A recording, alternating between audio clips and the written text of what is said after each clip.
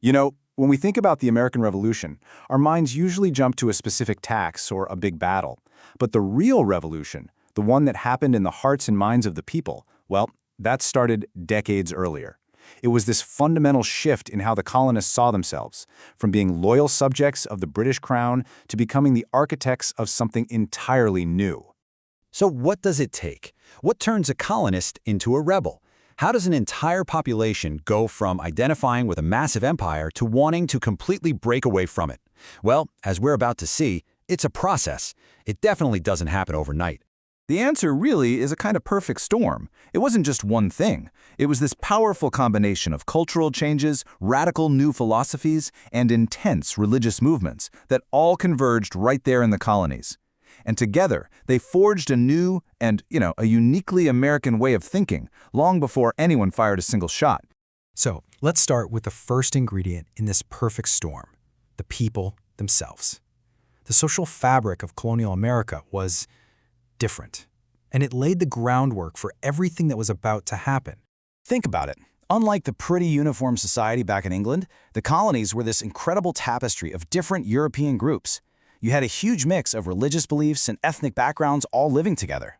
This diversity meant that pluralism, this idea of different groups coexisting, and the sharing of ideas were just baked into the society from the very beginning. It created a cultural starting point that was already totally distinct from Britain and way more open to new ways of thinking. All right, so now let's add the second ingredient, which is this huge intellectual spark that really ignited this new identity, the Enlightenment. These were some seriously radical ideas coming out of Europe about reason and rights, and they traveled across the Atlantic and found some really fertile ground in this new, diverse society. At the very heart of it all is this concept of natural rights, an idea championed by thinkers like John Locke. The idea that your rights to life, to liberty, to own property weren't gifts from a king or a government, but were yours simply because you exist. I mean, that was an absolutely revolutionary concept. And this leads to the next logical step, right?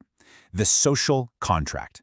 If a government gets its power from the people, well then, the people only agree to be governed as long as that government is protecting their natural rights. The moment it becomes tyrannical, that contract is broken. It was thinkers like Locke, Rousseau, and Voltaire who gave people the philosophical language to talk about resistance. Their ideas about separating powers and having checks and balances in government basically offered a blueprint for a whole new way to run a country. So, the Enlightenment was all about logic and rational thought over just blindly following tradition. It taught people to question authority and to believe that society could actually be improved through reason. But this way of cool logic was about to meet a really powerful countercurrent of fiery emotion. And here comes the third ingredient in our perfect storm, the Great Awakening.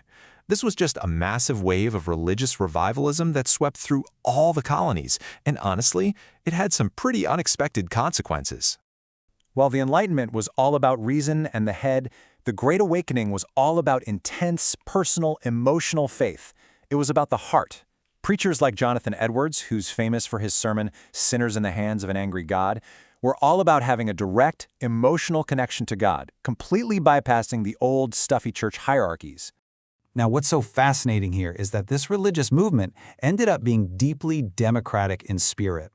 These New Light preachers, like the famous George Whitefield, who toured all over the colonies, they challenged established authority. They taught that everyone, rich or poor, was equal in the eyes of God. This gave ordinary colonists what one source calls a biblical ballast, like a spiritual justification for questioning earthly powers they thought were unjust. And it created a shared American experience, uniting people in a way that went way beyond their individual colonial borders. So, with this new American mind, forged by diversity, reason, and religious passion, let's see what happens when it runs headlong into the realities of British control. Okay, now here's a really interesting paradox. As the colonies started adopting more English-style assemblies and town meetings, a process called Anglicization, they were becoming more English in how their politics worked. But ironically, this made them even more aware of their rights as Englishmen, rights that they felt the government back in Britain was starting to trample all over. This slide just captures that growing divide perfectly. I mean, look at trade. Colonists saw the navigation acts as totally unfair restrictions, while Britons saw them as essential for the empire's bottom line, or self-rule. Colonists were convinced their local assemblies knew what was best for them, but Britain insisted that Parliament had the final say. You can just feel the mistrust growing on both sides.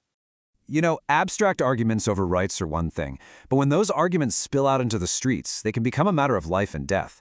And this is where the British practice of impressment becomes a huge, huge flashpoint. Impressment was basically the Royal Navy's practice of forcing men into military service.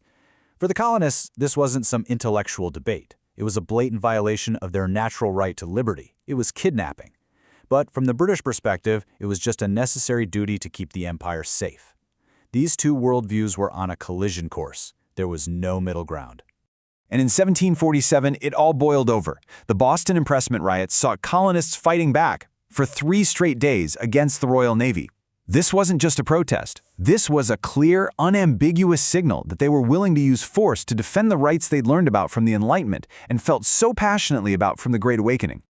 Okay, so let's pull all these threads together.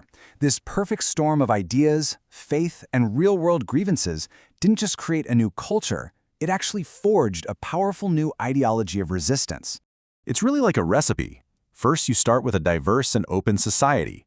Then you add in the radical Enlightenment ideas of natural rights and government by the consent of the governed. You mix in the democratic, anti-authoritarian spirit of the Great Awakening. And then you bring the whole thing to a boil with growing British mismanagement and policies that felt like a direct attack on those cherished rights. And what you get from that potent mix is an identity centered on self-government and a fierce, passionate defense of individual liberty. The intellectual and spiritual groundwork for revolution was laid long, long before the Declaration of Independence was ever even written. And this all leaves us with a final, really thought-provoking question that's just as relevant today as it was back then. When do fundamentally different ideas about what rights even are, and who gets to define them, become a genuine reason to rebel?